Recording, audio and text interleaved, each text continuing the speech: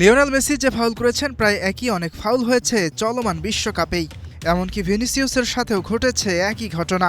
অন্যগুলোর ব্যাপারে সবাই নিশ্চুপ, অথচ ভিএআর কোনো সিদ্ধান্ত দিলেই প্রসঙ্গ টানা হয় আর্জেন্টাইন মহাতারকার, যা কেবলই মেসির বিরুদ্ধে বিতর্ক উস্কে দেওয়ার চেষ্টা মাত্র।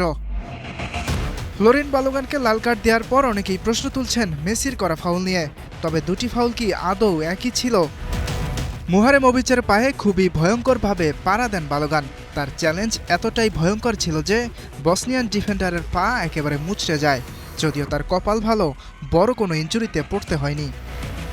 অন্যদিকে মেসি আলজেরিয়ার অধিনায়ক মান্দিকে বুটের তলা উঁচিয়ে পায়ের পেছনের অংশ মারিয়ে দেন। তবে মেসির সেই চ্যালেঞ্জ বালোগানের মতো ভয়ঙ্কর ছিল না। মেসি তার শরীরের পুরো ভারটাও মান্দির পায়ে দেননি। পা ছুঁয়েই নিজের ভুল বুঝতে পেরে দুই হাত উঁচিয়ে ধরেন আর্জেন্টাইন মহাতারকা। দুটি ফাউল দেখে পার্থক্য বোঝা যায় পরিষ্কার। মেসির ফাউলটা লাল কার্ডের যোগ্য তো নয়, সেই সাথে বালোগানও লাল কার্ড দেখার মতো ফাউল করেননি, এমন দাবি যুক্তরাষ্ট্রের কোচ মরিসিও পচেত্তিনোর।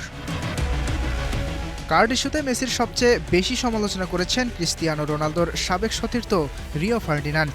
সাবেক ইংলিশ ডিফেন্ডার বলেন, ভিএআর সবার জন্য একই নিয়ম ফলো করে না। ইয়াসির আরাফাত সবুজ, স্টার প্লে।